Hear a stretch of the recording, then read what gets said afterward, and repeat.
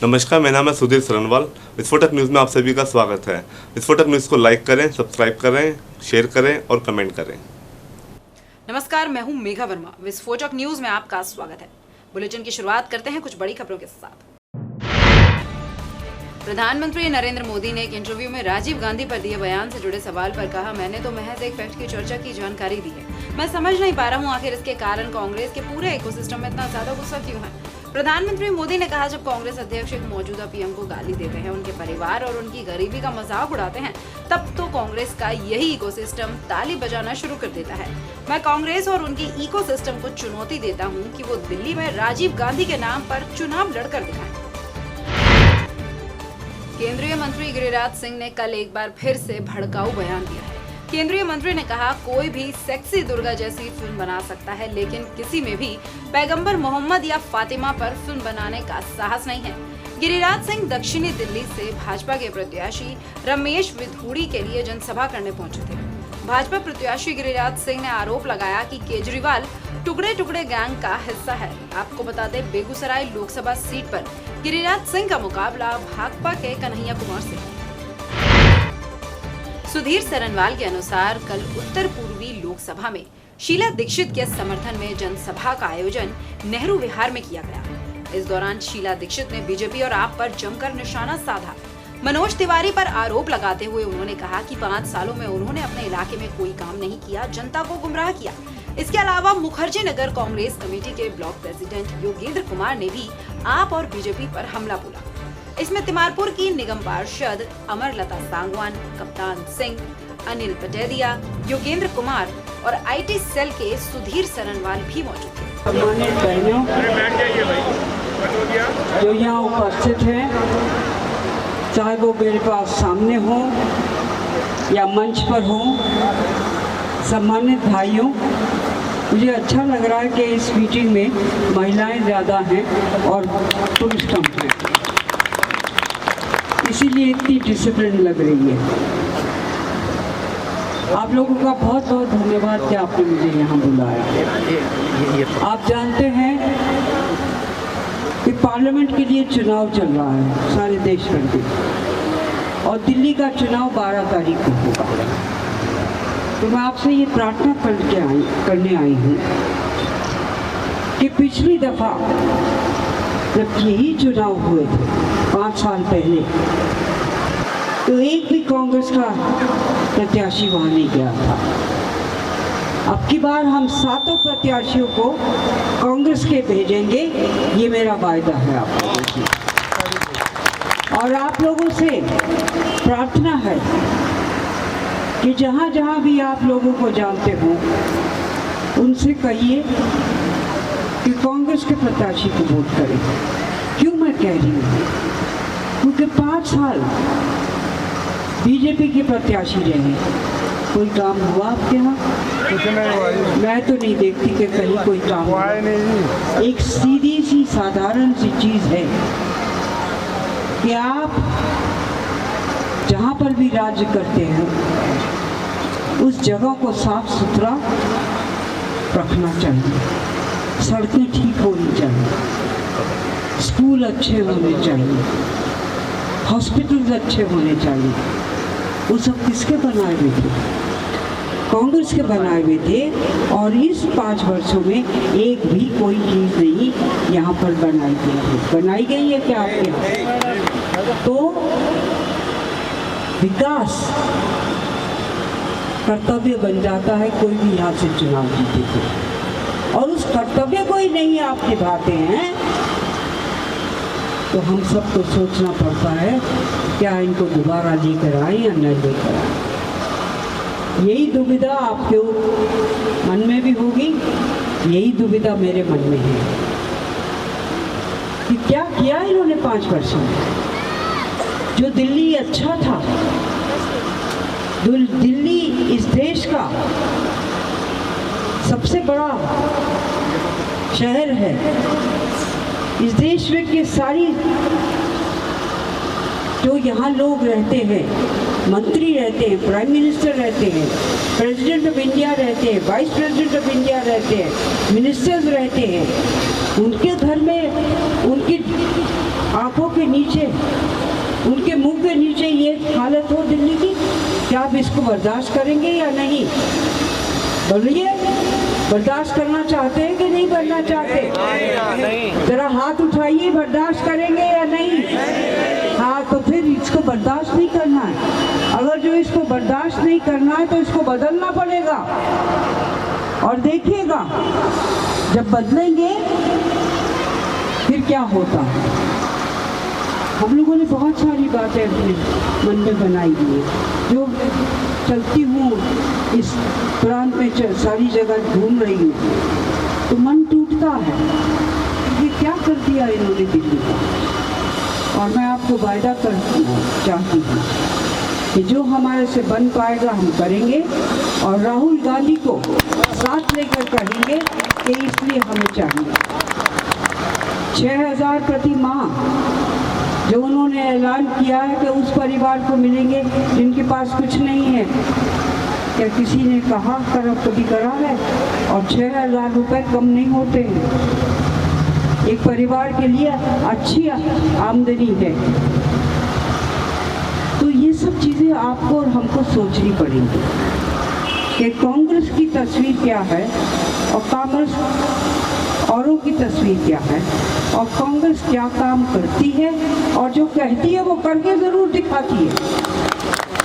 ये नहीं कि आपसे वायदा कर दिया इस मंच पे खड़े होके और फिर जब आए तो फिर भूल गए। ऐसा कभी इस देश की जो प्रगति रही है, जिस दिन से ये आया, अपने आप शामिल हुआ, अंग्रेज़ों को हटा दिया और खुद अपने ऊपर उसने करा, तब से पंडित जवाहरलाल नेहरू से लेके आज तक जहाँ जब कांग्रेस आई है तो इस देश की विकास हुआ।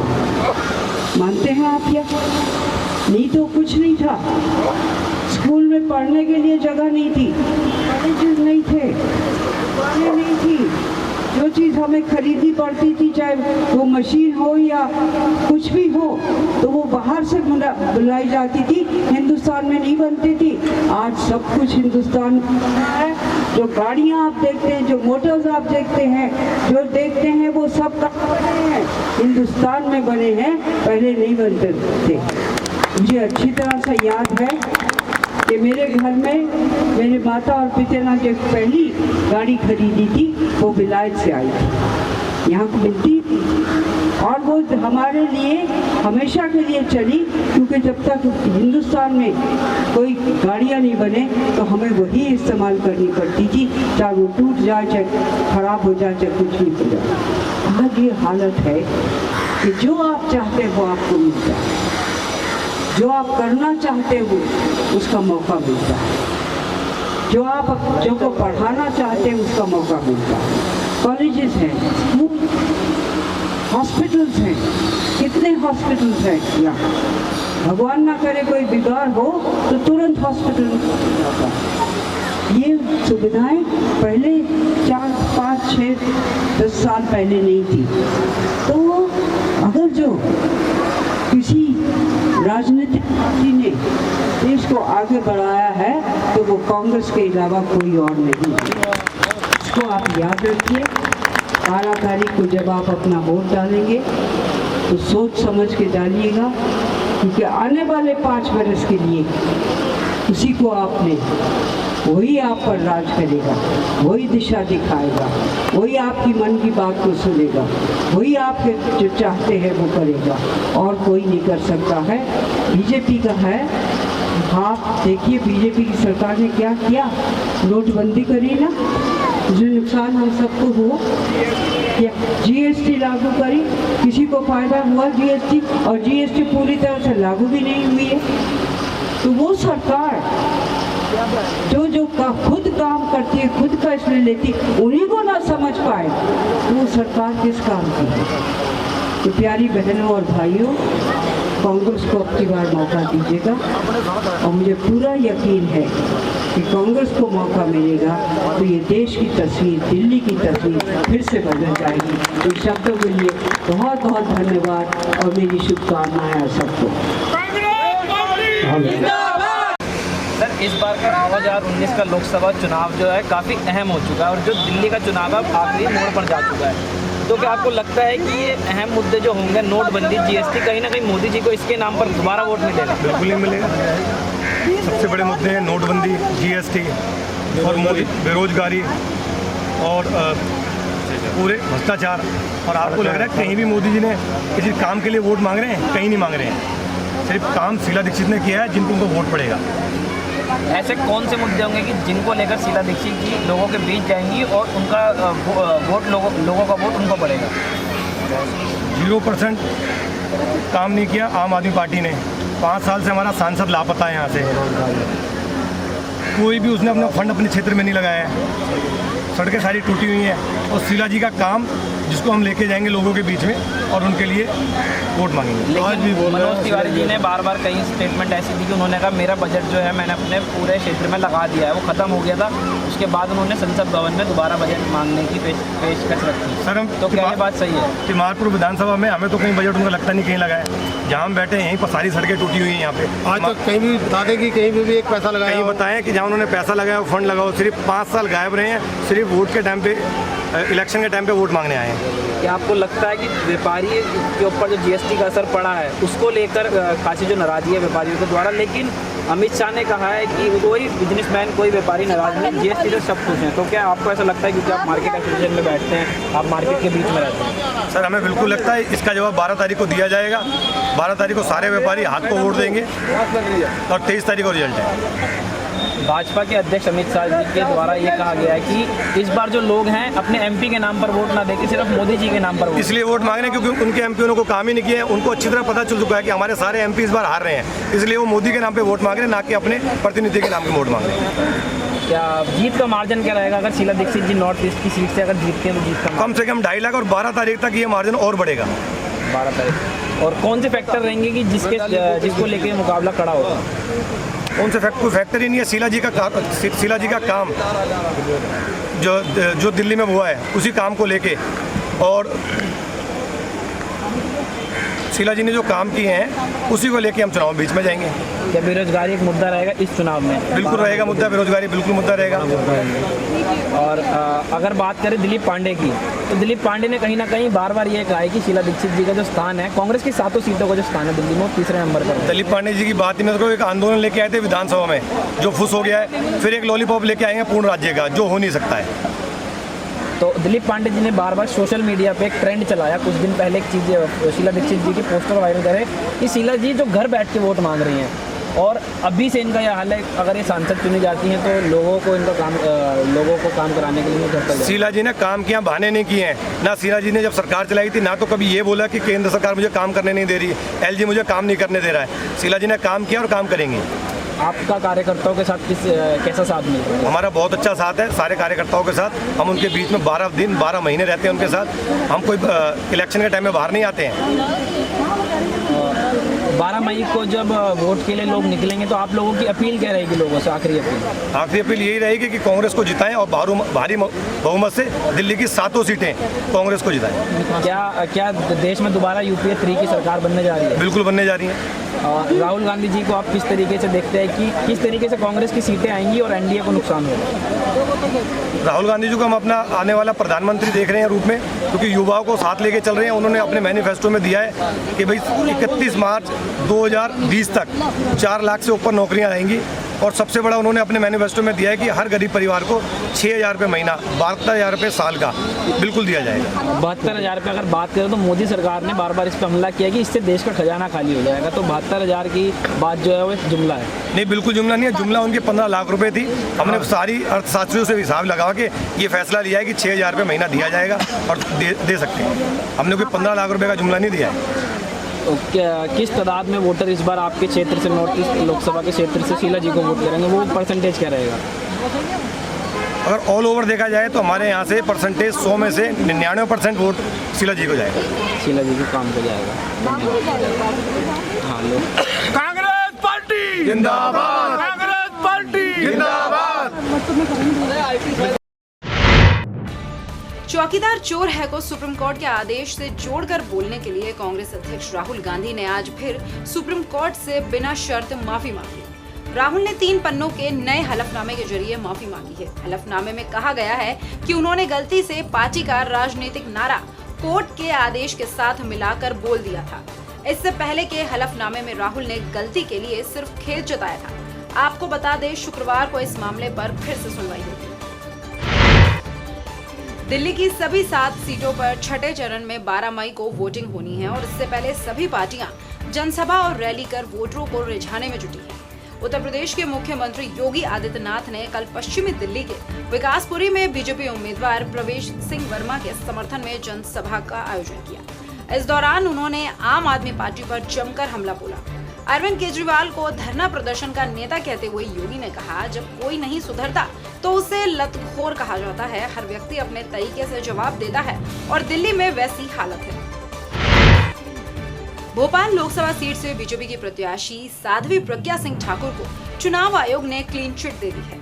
72 घंटे के बैन में उन पर चुनावी प्रचार, मीडिया से बातचीत करने की मनाही थी। जिला निर्वाचन अधिकारी ने आयोग को एक रिपोर्ट सौंपी है जिसमें बताया गया है कि पाबंदी के दौरान प्रज्ञा ठाकुर ने ना तो चुनाव प्रचार किया और ना ही कोई रोड शो किया। कांग्रेस ने इस मामले पर शिकायत की। कांग्रेस नेता संजय निरुपम ने प्रधानमंत्री नरेंद्र मोदी को लेकर विवादित बयान दिया है।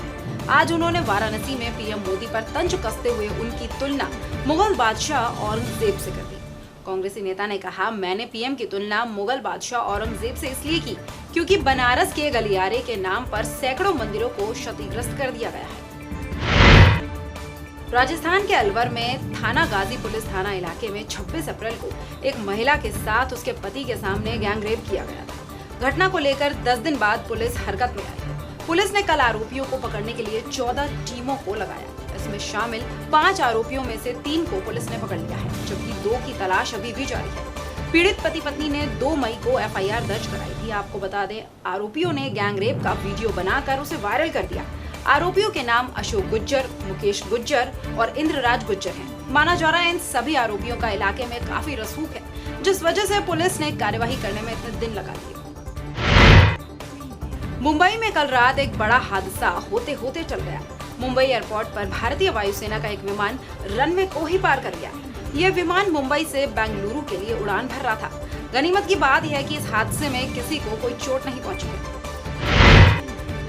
1984 में हुए भोपाल गैस कांड के पीड़ितों के एसोसिएशन ने राष्ट्रपति रामनाथ कोविंद को पत्र लिखकर जल्द मुआवजे के साथ साथ वॉरेन एंडरसन के देश छोड़कर जाने में तत्कालीन प्रधानमंत्री राजीव गांधी और मध्य प्रदेश के तत्कालीन मुख्यमंत्री अर्जुन सिंह की भूमिका की जांच कराने की मांग की है।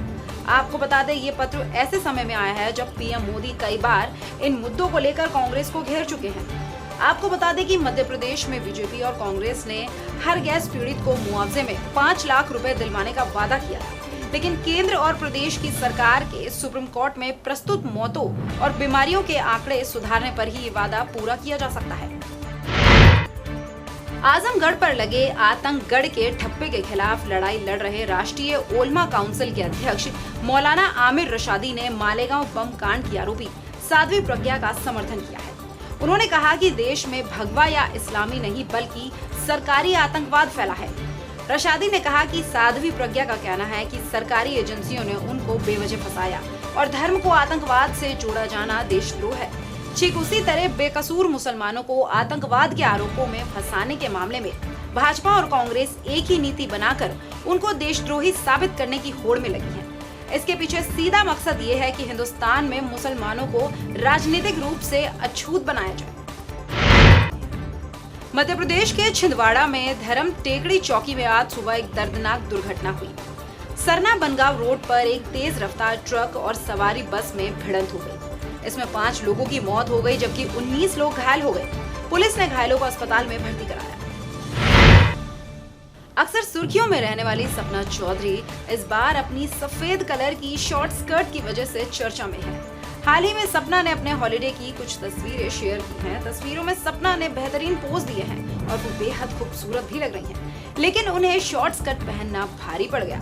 सोशल मीडिया पर उन्हें इसे लेकर ट्रोल भी किया जाने लगा। एक यूजर ने लिखा, छोरी कुछ ज्यादा ही बिगड़ गई है। आपको बता दें, बिग बॉस 11 के बाद से सपना ने खुद को बहुत ही अच्छे तरीके से ट्रांसफॉर्म किया है और उन्होंने अपना वजन भी काफी कम किया है। इस बुलेटिन में फिलहाल इतना ही। आप देखते रहिए विस्फोटक न्यूज। नमस्कार।